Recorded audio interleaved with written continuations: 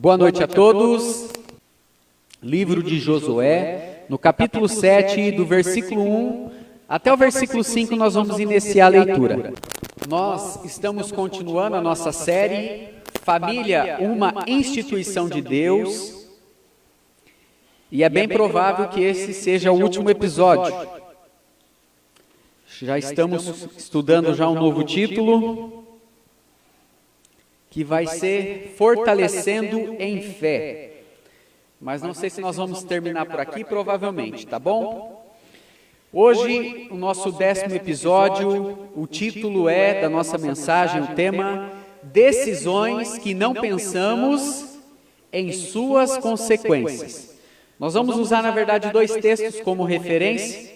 Nós vamos iniciar no capítulo 7, versículo 1, porque nós temos citados aqui bastante o livro de Êxodo, livro de Gênesis, também o livro de Josué. Então, os irmãos que estão acompanhando aí, tem uma sequência boa aí para entendimento da nossa história também, ok?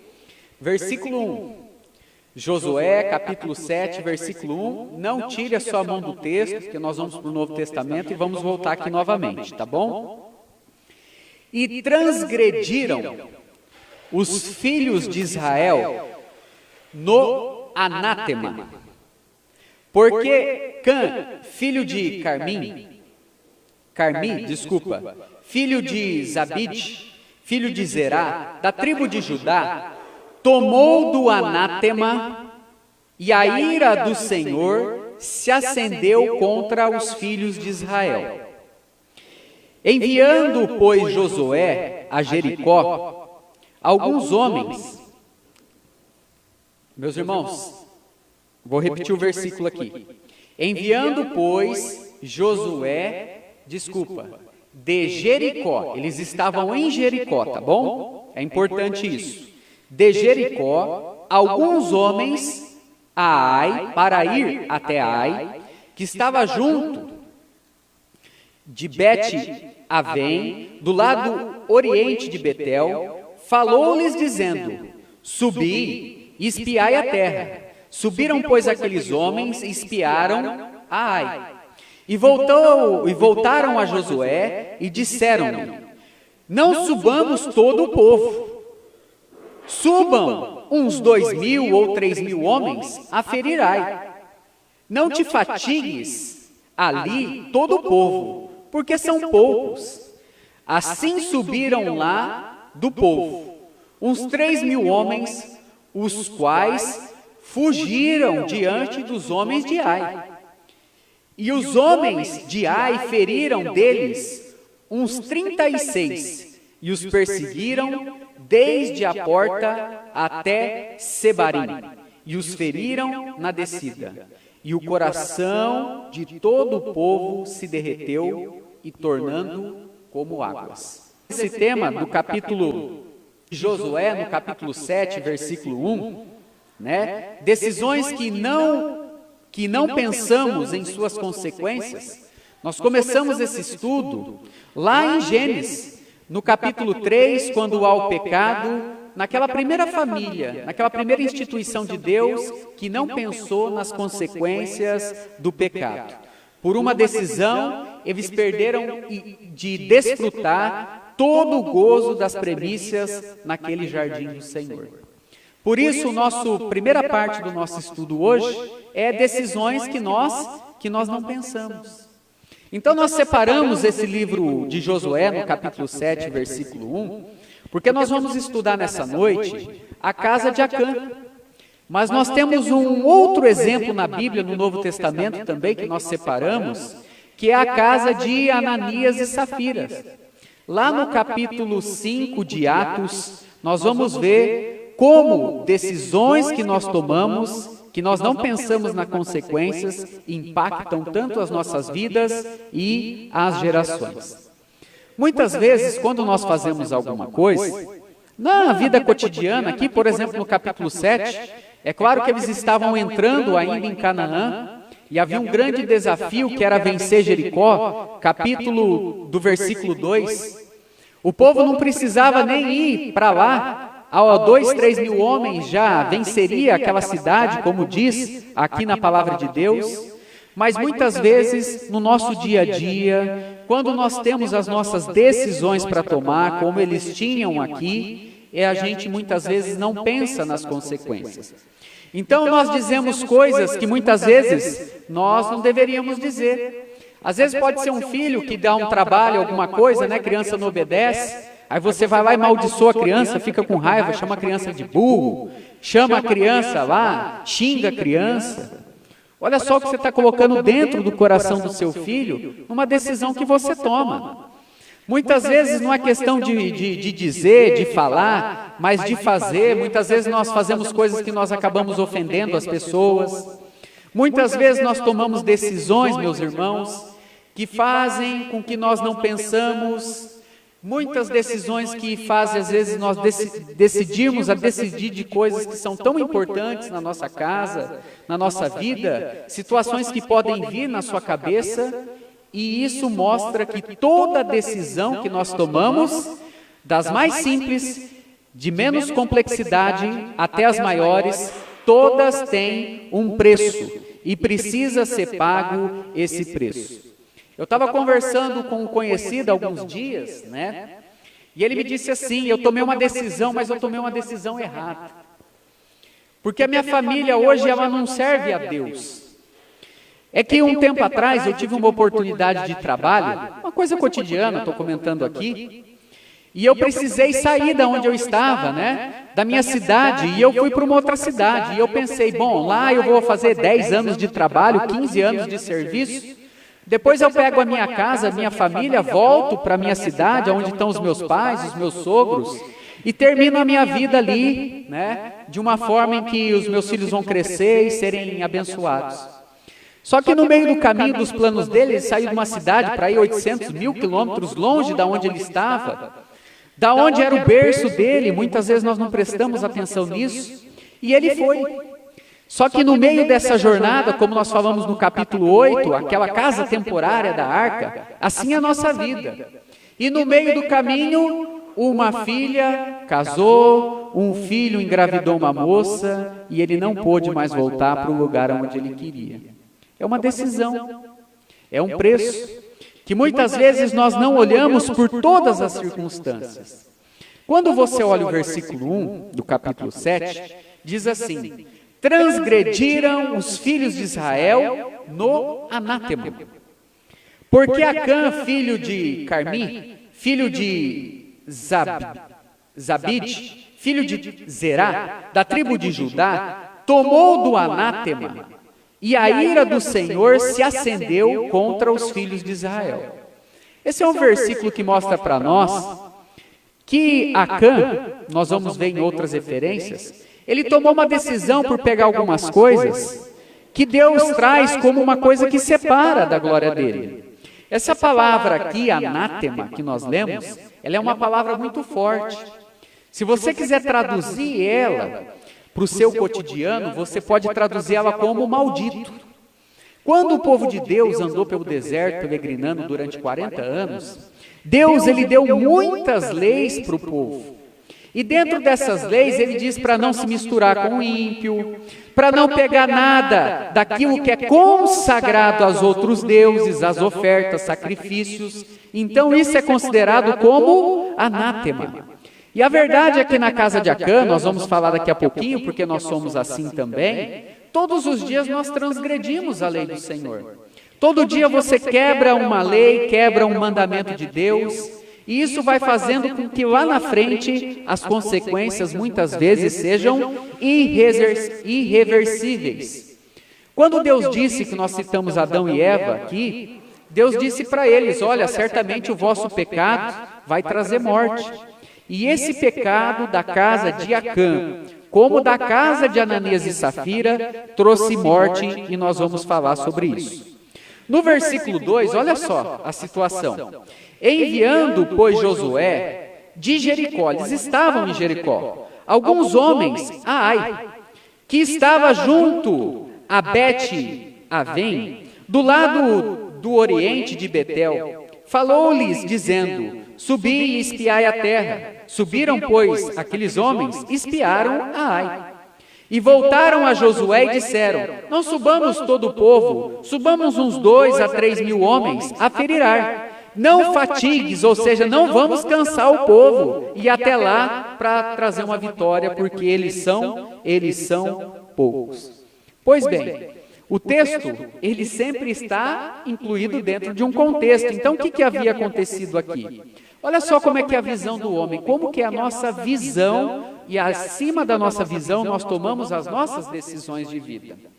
Quando eles viram o tamanho de Ai, que era um vilarejo, um cacareco, eles disseram: olha, não precisa subir lá todo o povo não.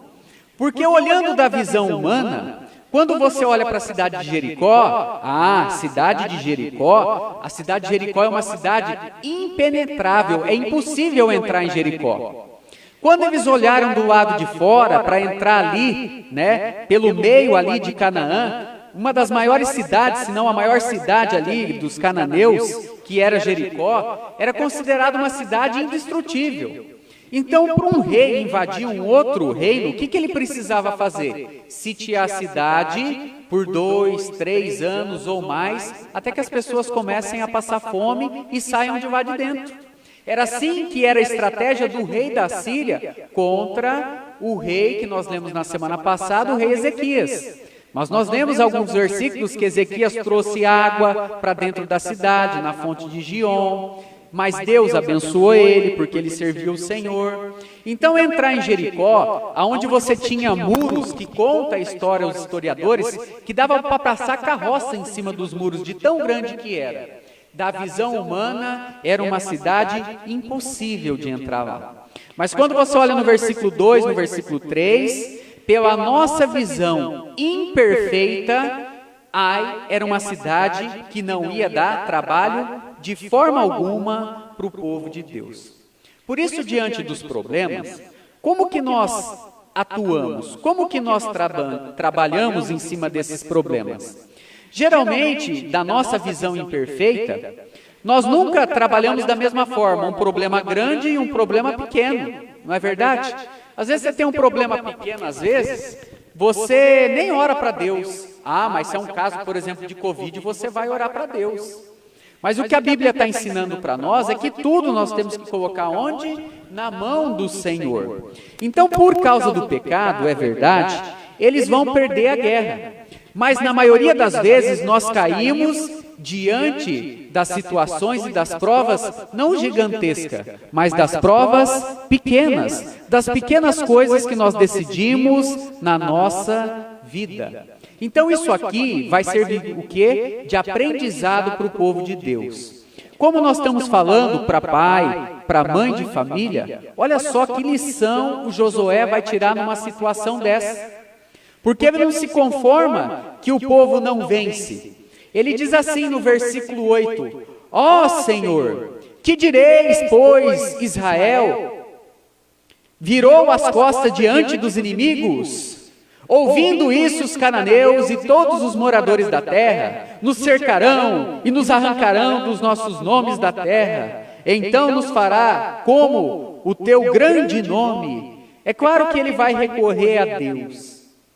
Mas ele já vai aprender uma lição logo no início ali da sua carreira, como líder espiritual, é que onde há o pecado, não há o quê? Não há vitória. E aonde há o pecado, não só se é do pai de família, ou da mãe de família, ou se é dos filhos, toda a casa pode sofrer. Essa é a primeira lição que nós vamos concluir lá no final. Mas quando uma pessoa, por exemplo, resolve sair da sua casa, vamos supor que a esposa e o esposo estão brigando e resolve ter uma separação. Isso acontece de montes. Hoje, 50% das pessoas que casam se separam. Olha, isso é no cartório. Quantas pessoas nem casam, não é verdade? Mas o que acontece dentro da casa? Os filhos, eles sofrem muito com essa separação. Porque como nós temos falado e pregado, há uma quebra gigantesca. Porque se nós falamos de papéis, qual que é o papel do pai, da mãe, do filho? Os papéis são interdependentes uns dos outros, porque a família não pertence para nós. A família, ela pertence para Deus. E quando há uma separação, todos sofrem. Quando no caso você tem um filho, por exemplo, que usa droga, não é só o filho que sofre, é toda a família que sofre. Claro que pode ser o pai também que está na droga, ou as mães na droga, não precisa ser uma droga ilícita, pode ser, por exemplo, o álcool que destrói quantas famílias, todo mundo sofre por aquele pecado. Quando você olha para uma pessoa que tem um problema, por exemplo, de roubar, as pessoas sofrem. Se é o filho que rouba, o pai e a mãe sofrem, por quê? Porque a mãe e o pai sempre quer dar o quê? O melhor. Quer que aquele filho dele tenha o quê? Tenha um futuro. Porque Deus nos fez a imagem e semelhança. Deus não quer que nós roubamos nada de ninguém. E a gente vai falar que Deus precisa aplicar a lei nas duas casas para que sirva de exemplo, porque a lei é boa. Agora, quando um filho rouba ou quando um pai rouba, é diferente. Se um pai de família rouba, ele vai o quê? Ele vai preso. E aí, o que acontece? Você já pensou se, por exemplo, o irmão Alexandre dissesse assim, eu não vou sair mais para trabalhar? O que seria do João Pedro, da sua família? Eu, o irmão Luiz e tantas mães de família que nos assistem, se nós decidirmos... Olha só as consequências de todas as coisas que tem. Por isso que nós falamos que tem o quê? Tem um preço a ser pago. Às vezes você é dono de uma empresa e a empresa falha. Quantos pais e mães de família vão sofrer com isso? Por isso, a primeira lição que nós aprendemos nesse capítulo é que todo pecado tem um preço e toda a casa de Acã vai ter que pagar por esse pecado do pai. E todo Israel também vai pagar por esse pecado. Por isso, olha só o quão importante é a sua vida no meio onde você está. Quando você abre em Atos, no capítulo 5, né, abra a sua Bíblia lá. Há uma outra família, uma outra instituição ali. É a casa de Ananias.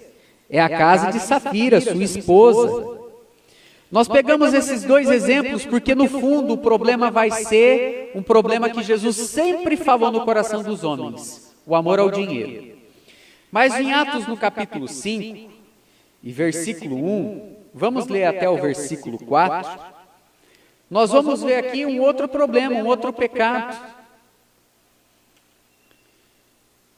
Diz assim o versículo 1, mas um certo homem, chamado Ananias, com Safira, sua mulher, vendeu uma propriedade e reteve parte do preço. Ou seja, ele reteve parte total que ele tinha recebido. E reteve parte do preço, sabendo também a sua mulher. E levando uma parte, depositou aos pés dos apóstolos. Então Pedro disse: Ananias, por que encheu Satanás o teu coração para que mentisse ao Espírito Santo e retivesses parte do preço da herança ou da propriedade? Guardando-a, não ficava para ti? E vendida, não estava no seu poder? Por que formaste esse desígnio no teu coração? Não mentiste aos homens, mas mentiste para quem? Para Deus. Então, olha só nessa situação. Quando você olha esse texto, a princípio você acha que o problema é a oferta, né? Qual que foi o pecado deles? O problema foi a oferta. O problema foi não ter dado todo o dinheiro. Isso não é verdade. O apóstolo Pedro até explica aqui para nós essa questão, no versículo 3. A verdade é que Satanás tomou conta do coração dele.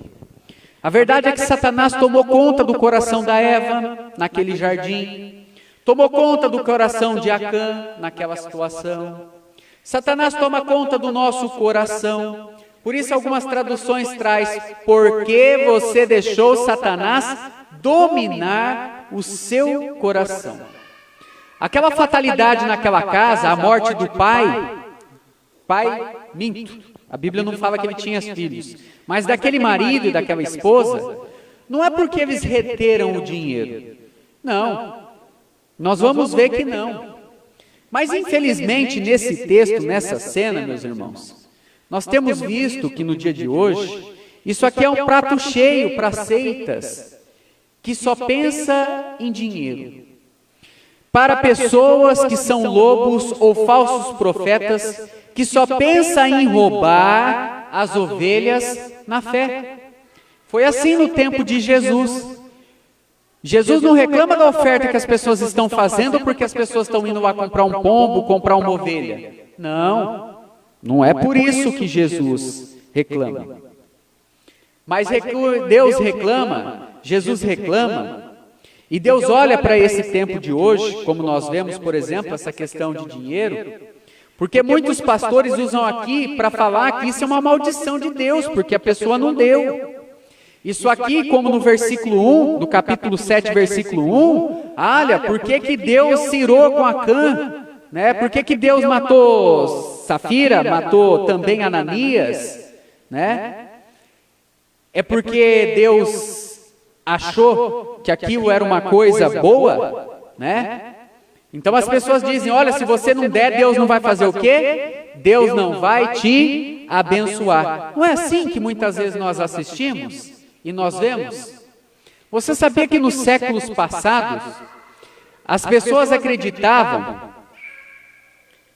que para entrar no céu, elas precisavam comprar o reino de Deus. Então hoje nós chamamos isso de evangelho da prosperidade. Mas um tempo atrás, com esse texto, as pessoas compravam indulgências. O meio é o mesmo. Mas eu pergunto para você, o dinheiro que vai para o gasofilácio, que vai para as ofertas, é para Deus? Eles sobem até o céu, esse dinheiro vai para o céu? Ou esse dinheiro te dá direito de comprar a entrada no céu? Você acha que Deus vai se sujeitar a isso? De forma alguma. Então, os nossos dízimos e as nossas ofertas, elas vão para o gasofilácio, para os próprios homens, para que seja gasto com o Evangelho, para que seja gasto com as necessidades, conforme Atos capítulo 5, versículo 32. Nós vamos ver sobre isso. Todo o dinheiro que entra na igreja não vai para o céu. Deve ir para o Evangelho, para que as pessoas possam se converter. Então o problema não é a oferta. O problema é o que no versículo 3 do capítulo 5 aí? O problema é a mentira. O pecado de Ananias e Safira é a mentira. Em Provérbios no capítulo 15, versículo 3, diz que os olhos do Senhor estão em todos os lugares, contemplando os bons e os maus. Então nós sabemos que nós não podemos mentir para Deus. Nós não podemos ocultar nada. Mas conforme diz o versículo 3 aí, e disse Pedro, então, Ananias, por que encheu Satanás o teu coração para que mentisse ao Espírito Santo? O problema, meus irmãos, aqui é uma mentira. O homem não pode ocultar nada de Deus. E eles mentiram, não para os apóstolos, mas mentiram para quem? Para Deus.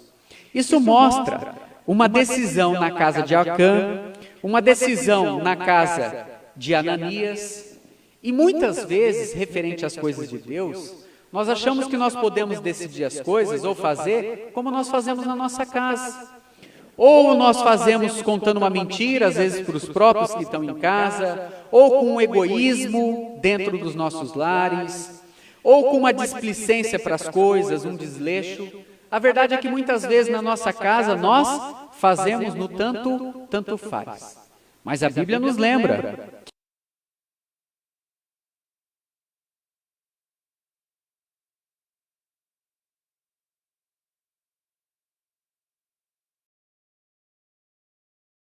que a nossa família não pertence para nós, pertence ao Senhor.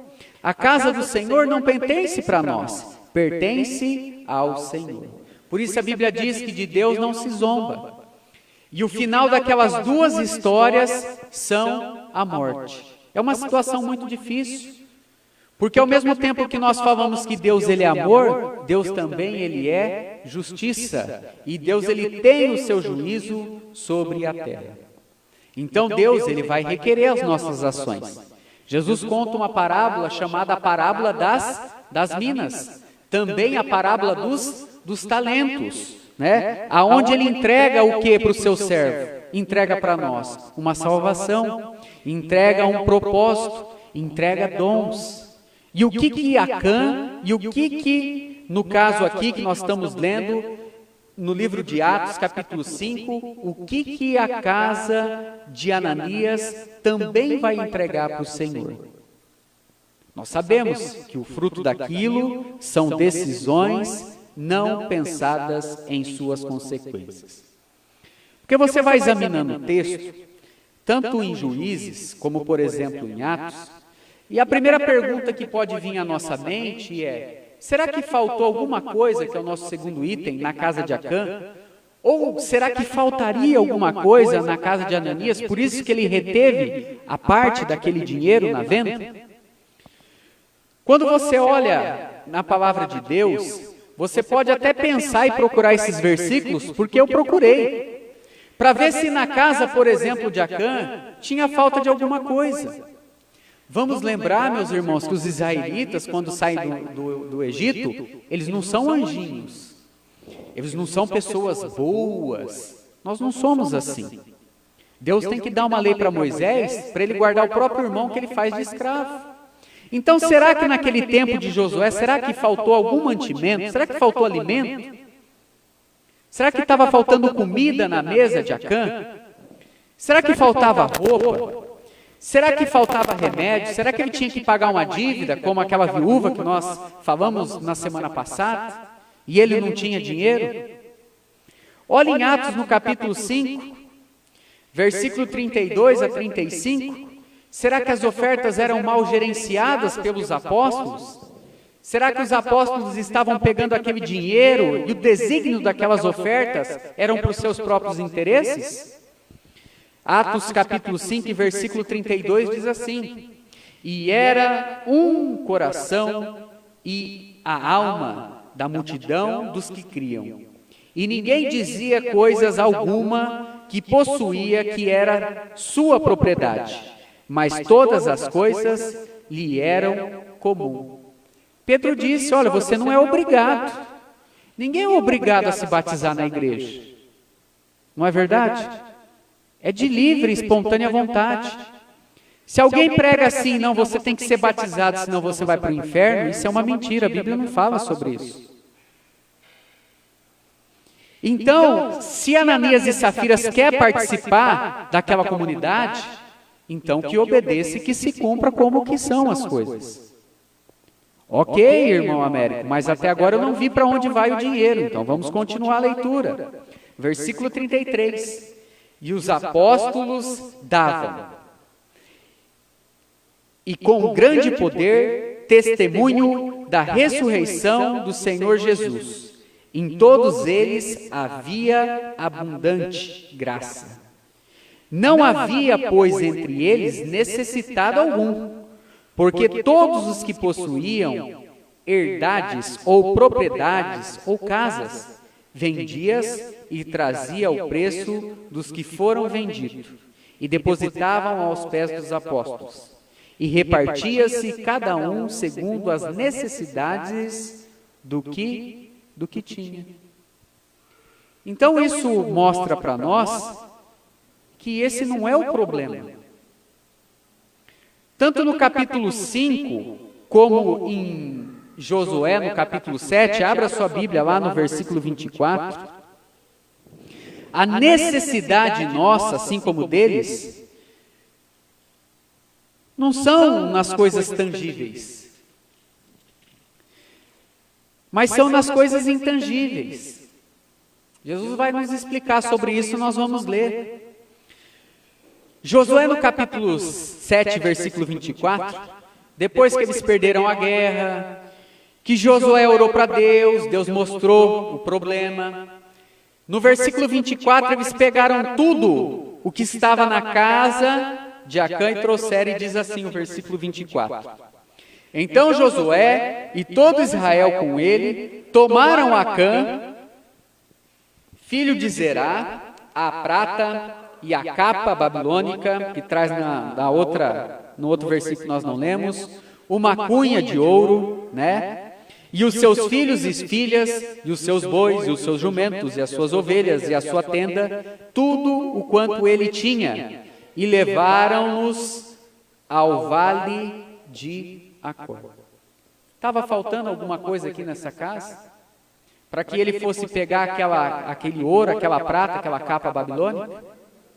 O problema era o dinheiro, era a necessidade, era alguma coisa que nós vemos? Ou o problema é o que está no nosso coração? Uma coisa é um pai de família, como por exemplo Davi, no tempo de necessidade, subir até o templo e pegar os pães da preposição, porque eles estavam passando o quê? Passando fome. Isso é uma situação. Outra situação é você deixar o seu coração, deixar o seu entendimento, porque o coração é o sentido figurado do entendimento do nosso intelecto, como diz a palavra de Deus, ser corrompido por Satanás e pelas coisas que há neste mundo. Então Acã, ele fere uma ordem do Senhor, e o seu coração deseja o que é imundo, o que é maldito, o que é anátema. Ananias, com seu problema de pecado, ele mente para o Espírito Santo. A Safira chega, eles dizem o que aconteceu, eles não vão mentir para os apóstolos, eles estão mentindo para quem? Para Deus. Agora em Provérbios, abra sua Bíblia, no capítulo 11, porque assim, Jesus vai nos dizer, né? Aonde estiver o vosso tesouro, ali estará o vosso coração. Então, eles tomaram uma decisão, não prestaram atenção nas consequências, não por necessidade, de forma alguma. Em Provérbios, no capítulo 11, versículo 4, diz assim: de nada aproveitam as riquezas no dia da ira. No capítulo 7, nós não vimos que a ira do Senhor se estendeu? Nós não falamos aqui que a ira do Senhor estava sobre o coração do homem que era mau continuamente no tempo de Noé, depois no tempo de Nimrod? Então, olha só, versículo 4, mais uma vez: nada se aproveita as riquezas no dia da ira, mas a justiça livrará da morte. Se nós agirmos, meus irmãos, com justiça, pelas obras de Cristo, o mal não chegará na nossa casa. Versículo 28. Aquele que confia nas suas riquezas cairá, mas os justos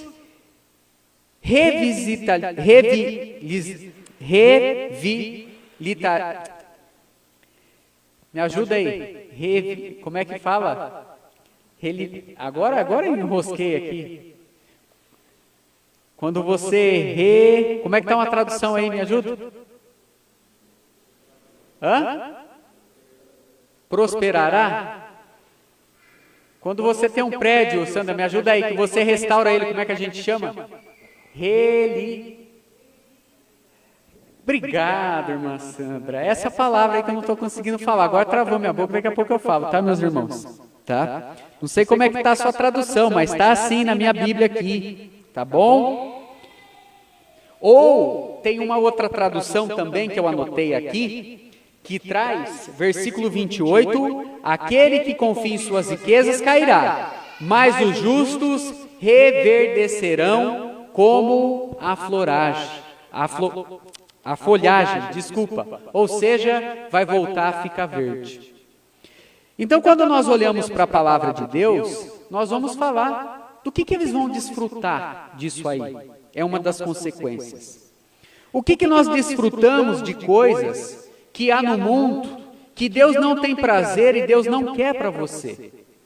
Porque aqui, como eles, assim como nós, muitas vezes no mundo nós buscamos ter. E a Bíblia fala que o crente, ele não é do ter, ele é do ser, porque nós somos de Jesus. Então você pode parar e pensar assim: nossa, mas como Deus foi duro em tirar a vida deles. Nós podemos pensar assim, mas olha só, Isso é uma situação que serviu como? Serviu de exemplo. Porque Deus disse para o primeiro casal neste mundo, para a primeira família, certamente o que? Morrerás. Agora é claro que há uma diferença na justiça de Deus que nós vamos aplicar no final. Mas no versículo 11 do capítulo 5, você não precisa ir lá, isso serviu de exemplo porque a Bíblia diz assim: e sobreveio grande temor a toda a igreja e todos quanto ouviram a notícia destes acontecimentos. Se não fosse assim, meus irmãos, nós não aprenderíamos as lições. Às vezes, por uma lição, uma consequência demorar para vir na nossa vida, nós vamos levando a nossa vida até um dia você encontrar aquele pecado. Então, muitos pais, às vezes, vêm e reclamam da educação do seu filho. Esse menino não tem educação. Mas como é que os pais levaram essa educação, seus filhos? Como é que o pai criou os filhos? Deixou terceiros criar ou criou pela palavra de Deus? É um exemplo que nós temos para dar aqui, não é verdade? E aí você olha que as nossas decisões, quais são os frutos dela? Versículo 30 de Provérbios capítulo 11, diz assim: o fruto do justo é a árvore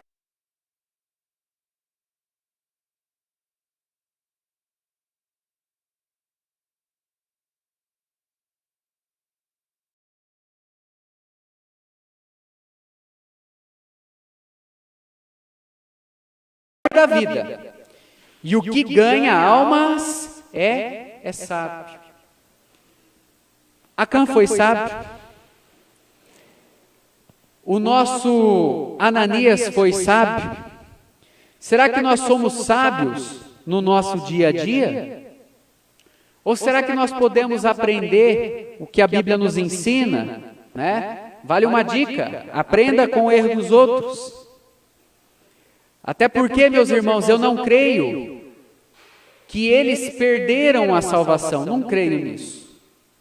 Mas como Jesus nos ensina, se você quiser abrir, você pode abrir. Mateus capítulo 6 e versículo 19, quando o povo estava com Jesus, lá que Jesus estava ensinando sobre as bem-aventuranças. Em Mateus no capítulo 6, versículo 19, o que diz a palavra de Deus? O que Jesus disse? Não ajunteis tesouro onde a traça e a ferrugem tudo consome, nem aonde o ladrão rouba e mina.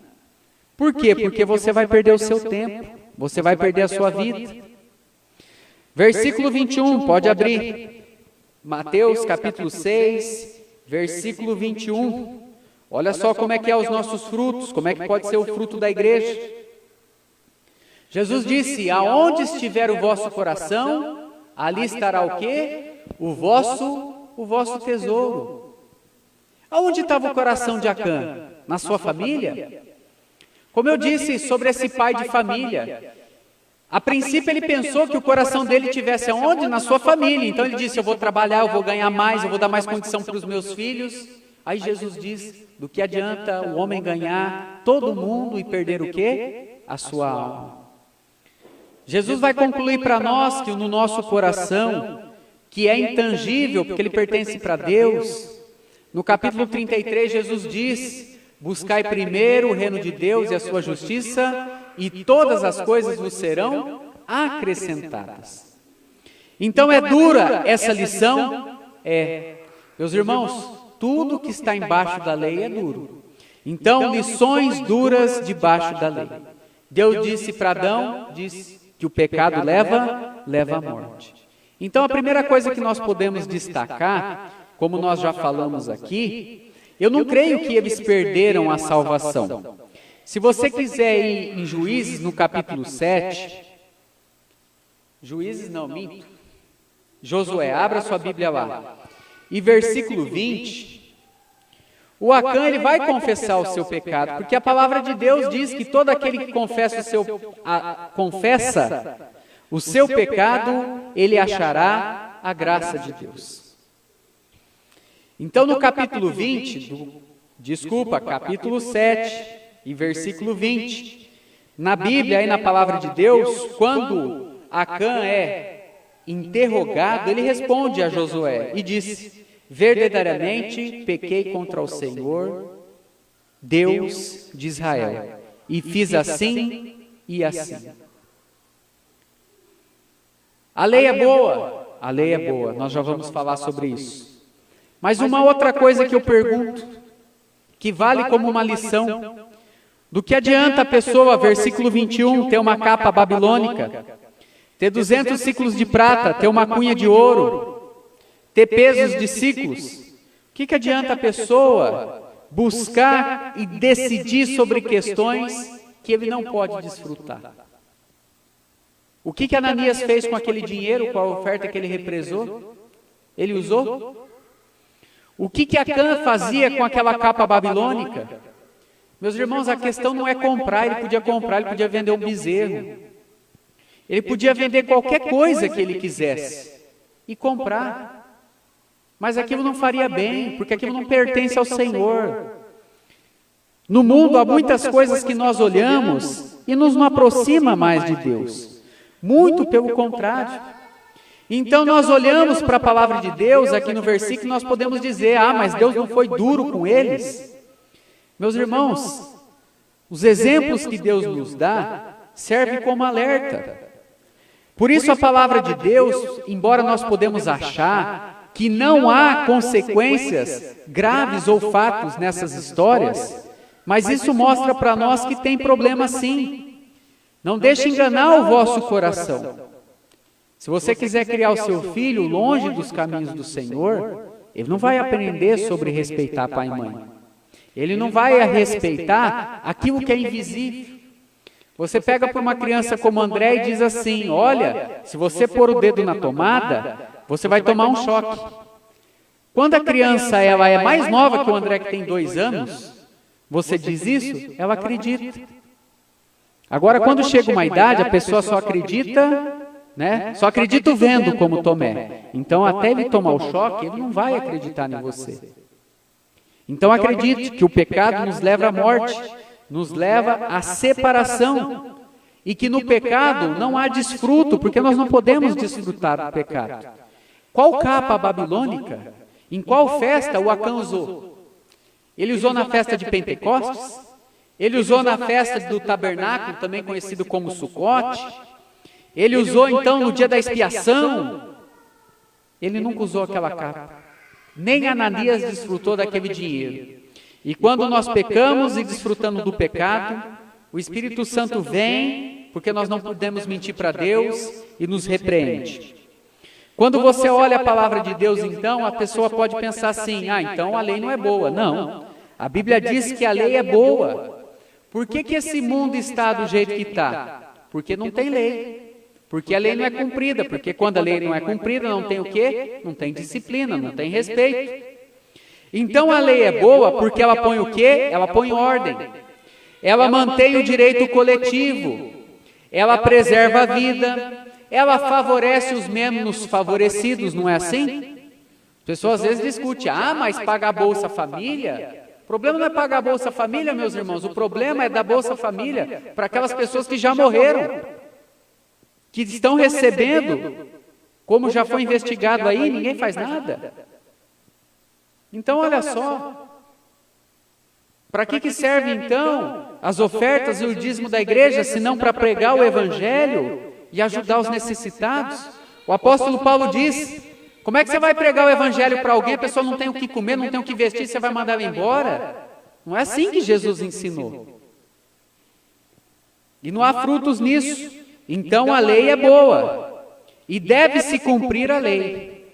Porém, a lei do Senhor, ela é boa, mas ela não tem o quê?